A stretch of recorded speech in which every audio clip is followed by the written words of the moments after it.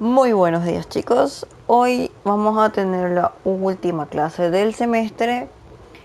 Vamos a cerrar aplicaciones eléctricas con una pequeña clase así cortita de compresores. Bueno, para iniciar vamos a hacernos una pregunta. ¿Qué es un compresor? Probablemente ustedes en su vida cotidiana han sido partícipes de las aplicaciones del compresor en la vida diaria, pero no se dieron cuenta que era un compresor, ¿verdad? Entonces, hoy vamos a ver exactamente qué es un compresor, cómo las partes, cómo funciona y un poco del mantenimiento del mismo. Entonces, ¿qué es un compresor? Los compresores son máquinas construidas para la incrementación, debería ser, para incrementar la presión de los fluidos, principalmente los que pueden ser comprimidos como los gases. Uno de los gases más utilizados es el aire, ya que permite realizar muchas funciones como manipulación de actuadores neumáticos, sopladores de botellas y bolsas, herramientas neumáticas, inflamos objetos, globos, cubiertas, etcétera, etcétera. Entonces, las partes, en realidad un compresor consta de muchas partes porque tiene muchos accesorios, etcétera, ¿verdad? Sin embargo, las partes más importantes de un compresor son la válvula de admisión, que es la que se encarga de absorber el gas que se va a comprimir, la válvula de expulsión, que es la que expulsa el gas, ya sea en una nueva etapa del compresor o hacia el exterior. El pistón, que es el que trabaja junto con la biela y se encarga de hacer la compresión. La cámara de compresión o cilindro, que es el espacio donde se utiliza para alojar el gas y para ser comprimido. El cigüeñal, que sirve para el mecanismo biela-pistón, para que haga ese movimiento vaivén. Y por último, el motor, que la función es transmitir el movimiento rotatorio hacia el cigüeñal. Entonces acá podemos ver las partes principales, empezando de derecha hacia abajo: válvula de expulsión, cilindro, cámara de compresión, cigüeñal, el pistón y la válvula de admisión. ¿Cómo funciona?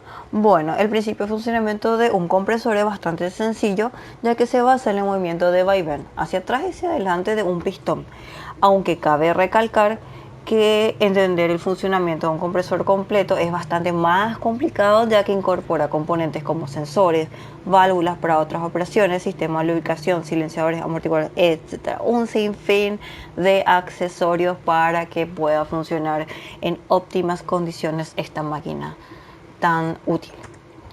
Entonces, básicamente el funcionamiento se basa en 4 etapas: compresión, descarga, expansión y admisión.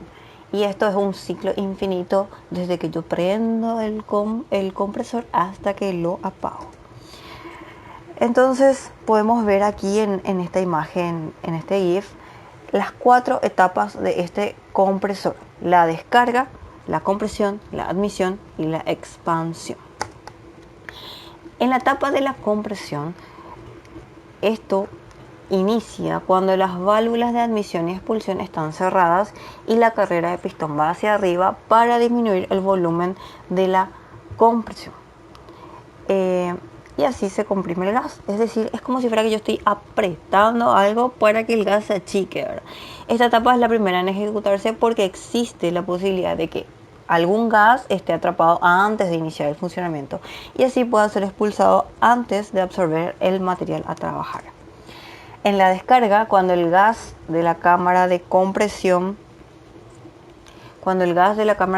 genera una presión mayor en la que la tubería de descarga se origina la apertura de válvula de expulsión, liberando así el contenido de la cámara. Cuando surge la descarga, se queda un pequeño espacio entre la cabeza del pistón y el extremo de la cámara de compresión. Entre este espacio queda un poco de gas y a este fenómeno se lo conoce como clearance volumen o volumen muerto.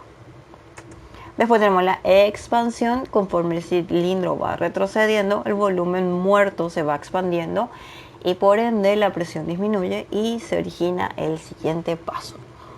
Por último, tenemos la etapa de admisión. En esta etapa la presión dentro de la cámara de compresión es menor que en la tubería de válvula de admisión. Esto origina que se abra permitiendo el acceso del gas. Cuando la cámara alcanza la misma presión que la tubería de admisión, la válvula se cierra. Entonces, así como los motores de corriente alterna, estos compresores, estas máquinas también tienen su clasificación. La clasificación de los compresores se basa por su forma de funcionamiento y podemos encontrar dos categorías, cada una con sus tipos de compresores diferentes otra vez. O sea, nosotros, si vamos a hablar de compresores, hay millones y millones de compresores, ¿verdad? Sin embargo, para hacer un poco más ordenada la clasificación, vamos a clasificarlos en desplazamiento positivo y dinámicos. Dentro de los de desplazamiento positivo tenemos los alternativos y los rotativos. Y dentro de los dinámicos tenemos los axiales y los radiales. Entonces, empezamos por los de desplazamiento positivo. Este tipo se caracteriza por tener una cámara de compresión en la cual se va disminuyendo el volumen de gas cuando éste alcanza el valor máximo de compresión dado por el diseño. Lo expulsa hacia el sistema. Entonces, dentro de los compresores de desplazamiento positivo tenemos los alternativos y los rotativos. Dentro de los alternativos tenemos reciprocante de diafragma y dentro de los rotativos tenemos tornillo, scroll, paletas y roots. Entonces, si vemos aquí entre los alternativos tenemos reciprocante y de diafragma. Este compresor reciprocante, el funcionamiento de este compresor es bastante fácil de entender, ya que cuenta con un cigüeñal accionado por un motor eléctrico que hace mover al pistón cuando éste hace su carrera hacia abajo. El sistema absorbe el gas para después comprimirlo cuando la carrera es hacia arriba. Este proceso se repite cuantas veces sea necesario y cuando la presión llega a su máximo nivel, un sensor desactiva el motor para reducir el consumo eléctrico. Ese es el compresor reciprocante.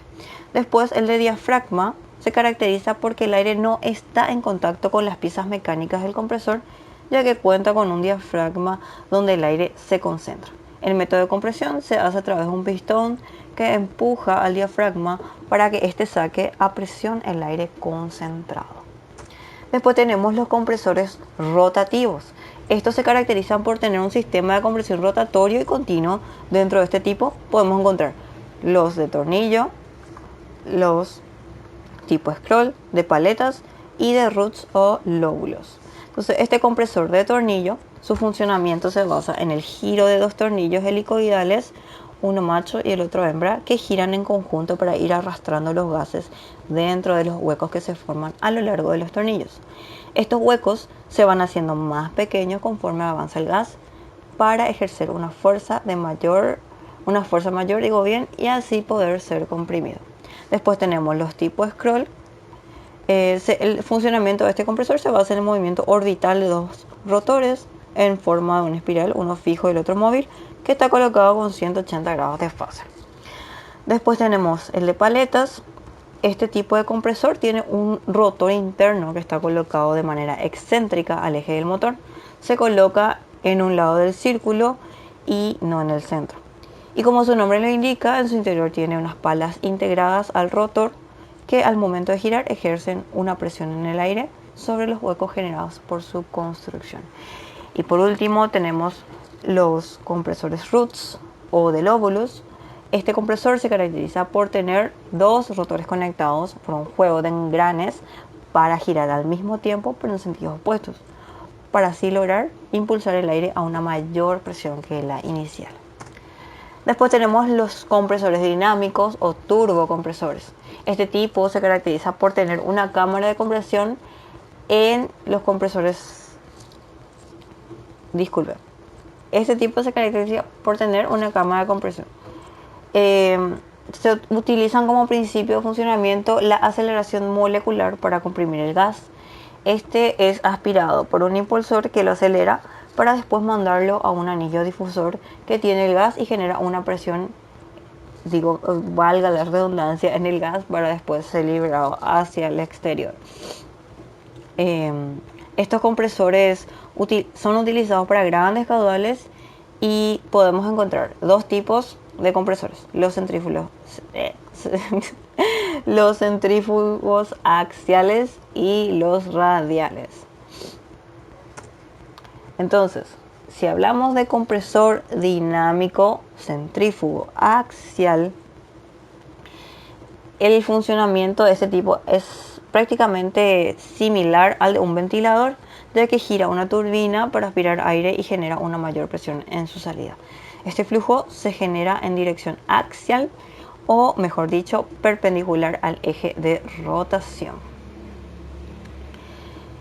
Después, por último, tenemos el compresor centrífugo radial, que prácticamente es el principio similar del funcionamiento que el anterior era axial, solo que este está construido de una manera diferente para generar la presión de manera radial, o mejor dicho, hacia la misma dirección que el sentido de giro de rotación de eje. Entonces ahí culminamos lo que serían la clasificación de los compresores. Ahora, las aplicaciones. Para cada tipo de compresor hay un lugar donde se le usa. Por ejemplo, los compresores para uso profesional y semiprofesional se utilizan para fines domésticos, como realizar diversos trabajos de mantenimiento, inflar ruedas, botes y alfombrillas, operar accesorios neumáticos, como las herramientas neumáticas en general. Entonces podemos acá ver en las imágenes, este por ejemplo es un inflador de cubierta, y este sería una engrampadora neumática, y aquí tiene abajo para insertarle la manguerita de aire comprimido. Después tenemos los compresores para uso profesional, que aseguran una mayor potencia y flujo de aire comprimido. Por lo general son máquinas de correa de 2 etapas o compresores de tornillos rotativos. Entonces podemos ver aquí en la imagen, no sé cómo se llama esta maquinita, que es para perforar hormigón. Tiene un feroz compresor ahí de uso profesional. Y por último, los compresores industriales son aquellos que suministran plantas de producción o ofrecen una confiable fuente de aire comprimido para astilleros, plataformas petroleras, industria automotriz, etcétera, etcétera. Entonces, estos compresores están diseñados para proporcionar un flujo constante de aire comprimido durante largos periodos de tiempo. Están construidos con componentes, de altísima calidad, que permiten la personalización según el contexto específico, a fin de mejorar el rendimiento, la eficiencia energética y la confiabilidad. El aire comprimido para aplicaciones profesionales y semiprofesionales, podemos nombrar muchísimas aplicaciones, ¿verdad? Entre esas, compresores para pintar la carrocería de automóviles, motocicletas, para arenado de madera, para suministro de herramientas neumáticas diversas en un taller, por ejemplo, de autos, motos, etcétera. Compresor para disparar nieve artificial en las pistas de esquí, eso por ejemplo no tenemos aquí. Compresor para pistolas neumáticas de clavos, para servicios médicos dentales, cuando ustedes se van al odontólogo, todo el aparato funciona con aire comprimido. Para taladros y martillos, para chorros de agua y pistola de lavado de coches y maquinarias, etcétera, etcétera, etcétera. Muchísimas aplicaciones. Entonces acá podemos ver, por ejemplo, la línea de la marca Schultz. Trae herramientas neumáticas, innumerables tipos de herramientas neumáticas. Después tenemos, como les había comentado, para pintar autos, para inflar cubiertas, y los de uso médico u odontológico. Por último, mantenimiento. El mantenimiento de los compresores de aire no requiere de grandes conocimientos técnicos, ¿sabes? No hay que ser súper, ultra, mega pro para hacer un mantenimiento de compresor, pero sí tenemos que abordarlo desde todo y cada uno de los elementos o partes del compresor. Básicamente, el mantenimiento de un compresor engloba 3 grandes rasgos: el mantenimiento de los filtros de aire, revisar la lubricación del sistema neumático del compresor, y por último, controlar el volumen del aire comprimido en el calderín y el estado general de este. Entonces, Esas tres grandes partes tiene el mantenimiento. Los filtros de aire, que cumplen la única y exclusiva misión de limpiar el aire que se utiliza en el compresor de todas las impurezas.